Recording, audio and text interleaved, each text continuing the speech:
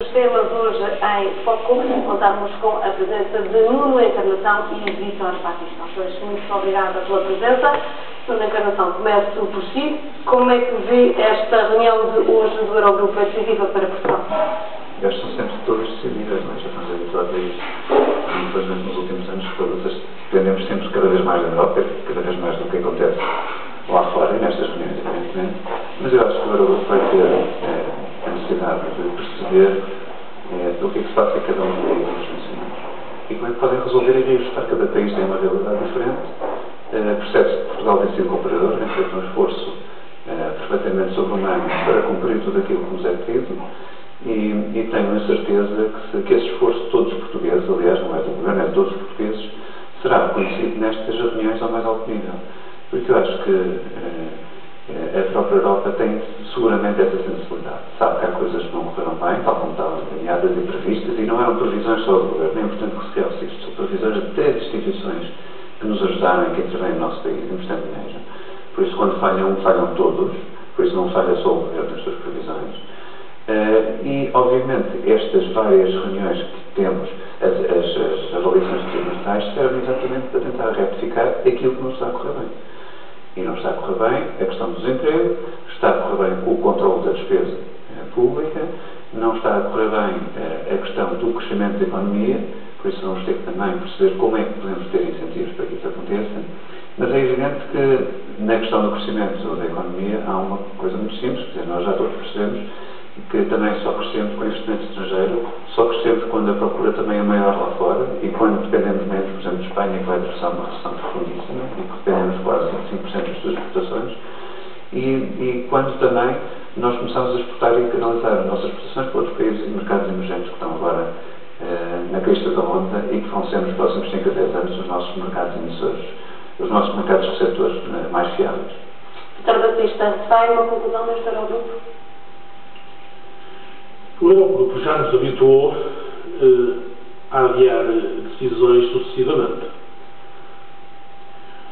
Mas parece-me que há poucas condições para que o Eurogrupo não venha a satisfazer a pretensão de Portugal e da Irlanda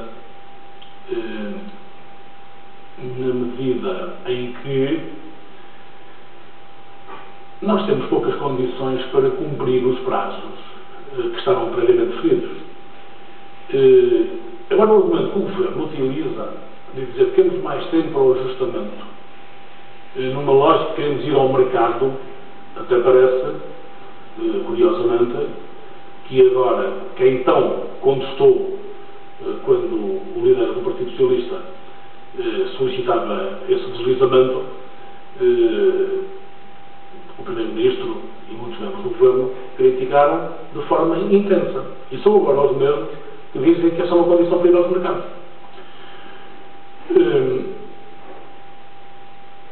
Ir aos mercados é importante, mas, evidentemente, não é isto que está subjacente. O que está aqui subjacente é que, das duas uma, ou nós temos mais tempo para amortizar e temos mais tempo até para pagar alguns juros, ou então temos um segundo resgate. Eu não sei como é que vão dizer ou configurar a pintura do segundo resgate.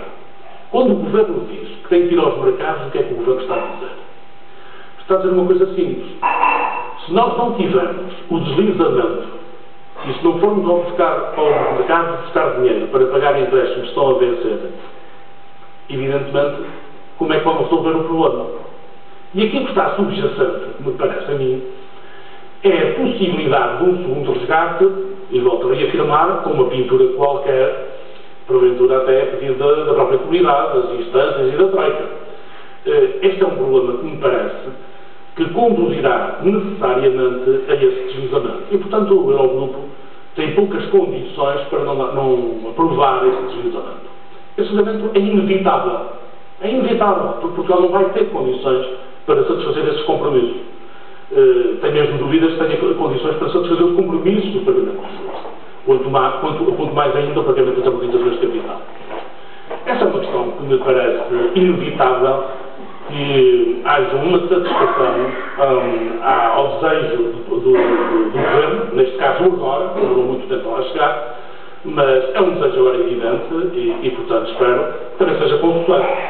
E é uma condição essencial para que esta aproximação que temos vindo a assistir entre a PS e o PSD se concretize? Esta aproximação é uma aproximação que não é do PS ao PSD, ou CDS, ou ao Governo. É uma aproximação do Governo ao próprio Partido Socialista. E esta aproximação tem um significado, que é o reconhecimento de que as propostas do Partido Socialista eram propostas credíveis e que fariam, evidentemente, na altura, algum sentido. O tempo deu razão, de facto, a quem as propôs. E, portanto, esta lógica de aproximação é simultaneamente também uma interpretação de que há entendimento em Portugal nesta matéria e nesta proposta concreta que é apresentada. E julgo que aí, de facto, quer o Governo, quer o Partido Socialista, não vem daí mal ao mundo se houver esta aproximação. Acho que os portugueses precisam desta aproximação. E, portanto, é desejável esta aproximação e é bom para Portugal. Na encarnação, há condições para a PS e o Governo se aproximarem nesta altura? Eu acho que sim, mas veja uma coisa, eu assisti a uma coisa que eu nem queria acreditar que tinha assistido na Assembleia da República esta semana passada, em que o Partido Socialista marcou um debate de urgência que achava que era importantíssimo e vital para a decisão do país, para a vida do país, e que não era importante fazer a reforma do Estado numa comissão que foi proposta por os partidos da maioria. E tirou do bolso 5 grandes propostas que eu pensava que ia mudar de facto o país. E as 5 grandes propostas não passam de desejos que todos nós queremos. Que parar com a austeridade, quando pudermos ter preparado, obviamente, quando o país estiver com a saúde suficiente, estabilizar a economia, também queremos, toda a gente quer isso. Depois uma agenda para o emprego e crescimento, ainda há bocado falámos, também todos queremos uma coisa dessas. E depois um programa de emergência para os desempregados, sem qualquer proteção, é o que se também tem tentado fazer, tentado ajudar as pessoas com menos recursos, as pessoas que de facto vivem no extremo possível da sua vida, e que é muito complicado, e aliás este governo tem feito várias menções sobre isso, e adotar uma estratégia realista para a diminuição da dívida pública e déficit orçamental. Isto foi António José Seguro propôs. E por isso, eu não sei se isto é aproximação, se é o chegar tarde, se é concluir. Eu acho que uma criança de 10 anos na escola, com a sua professora, era capaz de chegar a estas 5 conclusões. E fazer disto tirar daqui um grande papel, como é o resultado e a fórmula mágica para resolver todos os problemas, acho que é de facto extraordinário ver a preparação que este líder do Partido Socialista tem e as alternativas que nos dá. E são estas alternativas que a sociedade também não percebe. Por isso, eu gostava sinceramente de ter um Partido Socialista forte, um Partido Socialista que desse opiniões, que desse alternativas, que ajudasse, que desse a mão ao país, como o PSD fez na altura. Aliás, é uma frase de Pedro Passos Coelho, que deu a mão ao país quando José Sócrates precisava negociar um grande entendimento com a Troika. E gostava que houvesse esta responsabilidade também do Partido Socialista. E aquilo que nós assistimos é um passo de mágica com 5 grandes propostas que parece que mudam o mundo e que nem o próprio Partido Socialista muda. Por isso, o que nós temos é isto. Mas vemos da parte do Executivo aqui um movimento claro em direção a uma aproximação com o PS. Vimos o próprio Ministro dos Negócios Estrangeiros, Paulo Portas, a dizer que é preciso evidenciar os pontos em comum. O país precisa de todos os partidos e precisa sobretudo dos partidos que negociaram um grande entendimento. Esses 3 partidos têm uma responsabilidade acima de quaisquer outros que existem na sociedade. Porque são partidos que se responsabilizaram com a sua assinatura, a dizer, vamos cumprir isto que está. E se não podemos cumprir isto que está, então de quais é que são as alternativas que temos? Então tem que ser esses mesmos 3 partidos politicamente que têm que encontrar essa solução. E têm que ir para lá fora. Mas soluções que sejam convictas, soluções que sejam realistas e soluções que não tenham nenhuma espécie de demagogia. Porque demagogia tivemos durante 6 anos no governo do Engenheiro José Sócrates e viu-se o resultado que deu. E acho que é uma altura que todos sermos um bocadinho sérios nesta questão.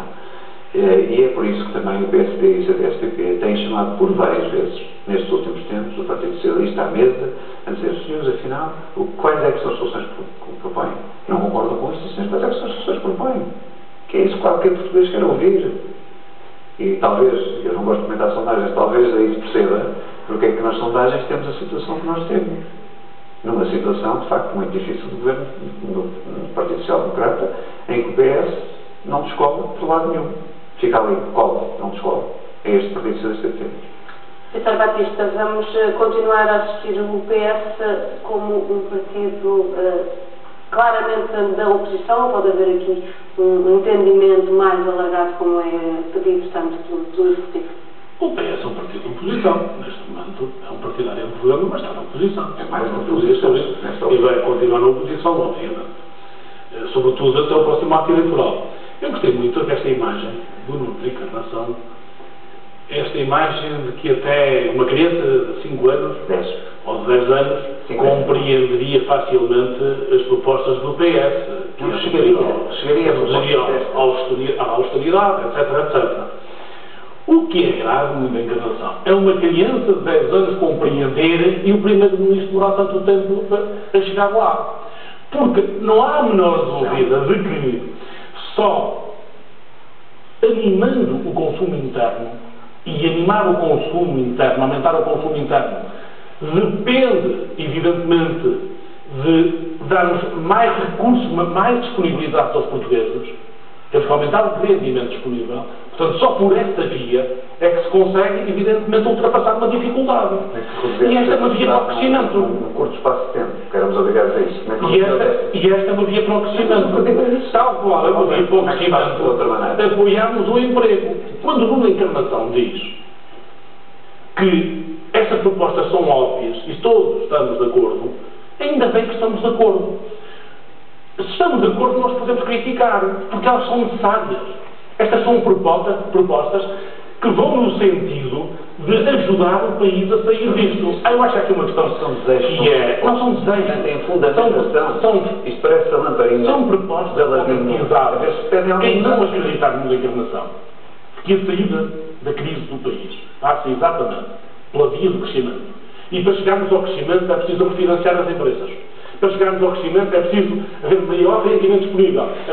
Existir maior rendimento disponível é a carga fiscal que não pode continuar a aumentar.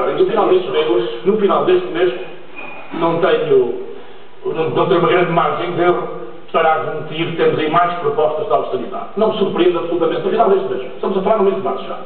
No final deste mês, não me surpreende absolutamente, venham por aí mais propostas relativamente a questões de austeridade. Ora, quando nós temos um caminhar desta forma e desta maneira, estamos a reduzir o rendimento disponível do cidadão para o consumo. O consumo é uma via fundamental, o consumo interno é uma via fundamental para animar a economia portuguesa e para criar emprego, ou pelo menos para estagnar esse desemprego, esse temporário que ultrapassa o processo. E o Partido Socialista vai sempre opor-se a mais austeridade? Eu acho que o Partido Socialista são os portugueses. O que aconteceu no sábado é uma clara tomada de consciência dos portugueses em dois momentos. No momento em que há uma motivação que foi a TSU, desta vez não há essa motivação TSU, mas há uma motivação. Os portugueses têm consciência de que o limite da carga fiscal já não é possível ir mais longe. Isto atingiu um nível muito difícil já. Os portugueses têm consciência que o desemprego está numa dimensão que é preocupante. Eu acho que não há nenhuma família portuguesa que não tenha desempregados. E, portanto, este caminhar, aquilo que se passou no sábado, é um grito de alerta. É um movimento monumental no próprio país. E aqui, os partidos políticos e, sobretudo, o governo, têm de retirar as suas conclusões. Têm de retirar as suas conclusões. Não vale a pena o governo querer ignorar uma realidade desta natureza. O Dr. Mário Soares, homem com uma grande experiência política, que passou por vários momentos, entre os quais ele, como primeiro-ministro, também sofreu situações desta natureza, tem uma leitura exata do que está acontecendo no país. E quando diz, e quando o Dr. Mário Soares diz que isto está no limite e de que é preciso um novo governo, eu acho que sim, que é preciso um novo governo. Francamente, estamos no curso dos 2 anos. E este governo já não é esperança, este governo é mais exemplo, este governo não tem uma linha, este governo demorou mais de um ano a compreender que era necessário reestruturar a dívida, ganhando mais tempo e porventura o déficit ser ainda maior para o sofrimento ser menor para os portugueses. Este governo demorou a perceber que as medidas que tomou não resolveram nem o problema das finanças públicas portuguesas e agravaram a situação do próprio país. Portanto, quando um governo tem um conjunto de propostas, e não vale a pena irmos dizer que houve projeções e todos falharam. Claro, muitos falharam, mas este governo tem nas mãos os meios e uma maioria durante a legislatura, por forma a que, nesse percurso, quando nota que a receita não está a ser cobrada, procurar soluções alternativas e outra forma de gerir o país. Este governo não fez nada disso. Deixou caminhar tudo até o ponto em que chegarmos. Este governo já não dá esperança. Os portugueses olham para ele já incrédulos e não acreditam no governo. E é mais grave do que isso. É que nada for feito, eu acho que é a credibilidade dos próprios países, dos próprios partidos políticos que fica em causa. Nuno Encarnação, quanto é que faz desta manifestação contra a austeridade que assistimos no Estado? Eu, por princípio, acho muito bem que as pessoas se manifestem, que façam as ruas das cidades e que se manifestem, e quando acham que têm razão. Acho que não tem problema nenhum, faz parte da democracia, faz parte do nosso dia-a-dia e faz parte da nossa vida como políticos. As pessoas contestarem ou apoiarem certas decisões é perfeitamente normal. Uma das palavras de ordem que mais se ouviu na manifestação de sábado foi o pedido de demissão imediata do Executivo. Mas aí eu acho que há aqui uma questão da grande, o povo é o que mais ordena e o voto é quem mais ordena. E há eleições sempre marcadas de 4 em 4 anos para decidir essas questões. E por isso acho que devemos respeitar também isso. E depois acho piada as comparações quando falam de que 1,5 milhões de portugueses saíram à rua. Eu acho notável porque eu tive, por exemplo, na missa de Bento XVI no Torreiro do Paço, onde diziam que estavam 85 mil pessoas, e desta vez nem sequer o Torreiro do Paço estava cheio, e falava em 500 mil. Por isso eu acho que o milagre da multiplicação aconteceu aqui, mesmo sem o próprio Papa. Mesmo sem número de dados, foi uma manifestação massiva. Eu não estou a dizer isso. Estou a dizer que também empolgam em demasia. Acham que, de facto, está o mundo todo na rua. Não é verdade isso. É uma questão, é uma falsidade política. Mas não acho significativo o número de manifestantes? Eu acho significativo que haja manifestações mais significativas ainda que sejam verdadeiras. Eu, como português, orgulho disso. Mas essas mesmas pessoas têm a hipótese de decidir nos seus processos eleitorais. Têm agora as ações autárquicas para decidir quem querem para os seus representantes locais. Terão em 2015 as eleições legislativas, antes disso as europeias, terão depois as presidenciais. Acho que convém para fazer isso tudo. Mas só aí é que há consequências políticas, não pode haver uma influência por parte dos movimentos civis na forma de governar, por exemplo? Não, veja, o governo não é desatento a estas questões, nem nós somos. Nós, deputados que andamos na rua, ainda hoje tive o meu dia todo em Coimbra em contato com várias instituições, percebemos a realidade dos problemas das pessoas e tentamos também, quando chegamos a Lisboa, mudar, ver o que é possível alterar a bem de todas as pessoas. Ninguém é cego, surdo e mudo nisto. E não penso que há nenhum governo que goste de fazer o que está a fazer só por malvadez ou por maldade. Não. Isto foi um caderno de enganos que nos deixaram. Infelizmente a nós, esta noite. E que, olha, ainda hoje a manchete do vosso diário económico, de um senhor que não é um senhor qualquer, que todos nós reconhecemos que tem seriedade e que sabe o que é que está a dizer, diz exatamente isto. Para suspender a situação que é culpa dos outros governos. Às vezes as pessoas esquecem-se disto. Esquecem-se exatamente disto.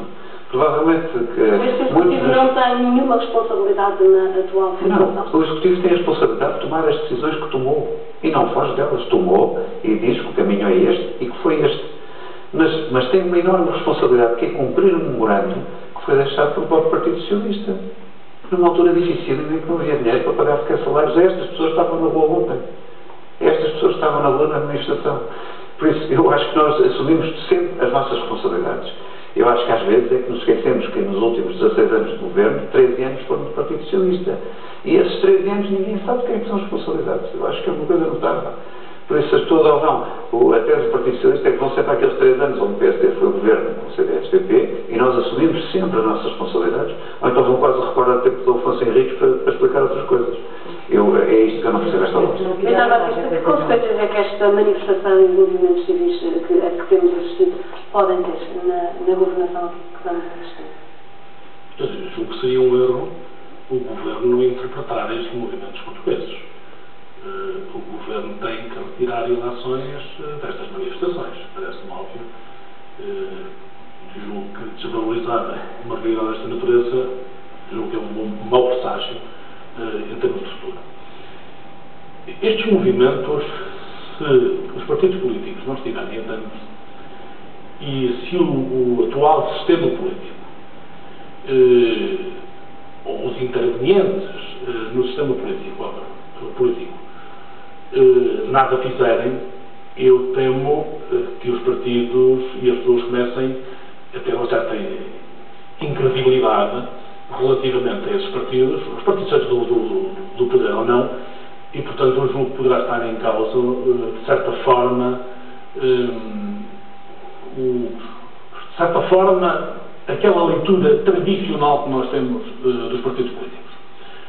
Nós hoje durante os anos habituámos-nos a que haja governos e haja partidos de oposição e que em atos eleitorais daí resultem alternativas. Este movimento julgo que poderá ter uma consequência até particularmente ao nível de futuros atos eleitorais. Eu não sei se questões desta natureza nós temos de retirar leituras. E eu admito que isto seja um passo para candidaturas independentes que possam vir a surgir. É evidente que isso tem que ser alterado do ponto de vista legislativo, mas eu julgo que depois tornar-se-á inevitável alguns desta contestação, que é uma contestação permanente neste momento. E daí penso que é necessário retirar as leituras políticas, quer o governo, quer os tantos partidos. Eu olho para estes movimentos como um presságio que, se nada for feito e isto não tiver consequência, eu temo que ainda no curso deste ano de 2013 possam vir a surgir situações desagradáveis no país, algumas até de certa forma em determinados momentos um pouco evidentes. Mas ainda voltando à questão da situação financeira do país.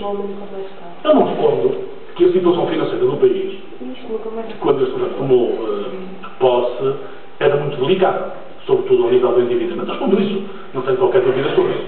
Mal seria que eu, conhecendo os números, estivesse a ignorar, ou escamotear, ou estivesse a tentar ultrapassar, a terminar. Mas quando isso, mas há uma realidade. A realidade é que, se houve um determinado momento em que o país se endividou a uma média de 15 mil milhões de euros ao ano, o certo é que este governo, com as medidas todas que tomou até ao momento, com a austeridade que impôs aos portugueses, poderia pressupor-se que a situação teria melhorado. Mas não. É que a dívida deste governo em 2 anos é superior à média de 15 mil milhões ao ano. Portanto, comparativamente, este governo não só endividou o país. Eu digo as contas, 186 mil milhões para compensar a dívida pública. Neste momento mais 220 mil milhões, aproxima-se aos 220 mil milhões. Portanto, este governo endividou o país em mais de 15 mil milhões ao ano. Isto é, de tudo o que foi assumido, da austeridade que foi imposta aos portugueses, poder-se-ia pressupor que nós estamos a fazer com as finanças públicas. O endividamento continua, o endividamento continuou e a situação económica do país está muito pior do que estava no ano 2011. Não temos mais tempo. Agradeço imenso a vossa presença no Enfoque. Ficamos por aqui. O Enfoque volta amanhã.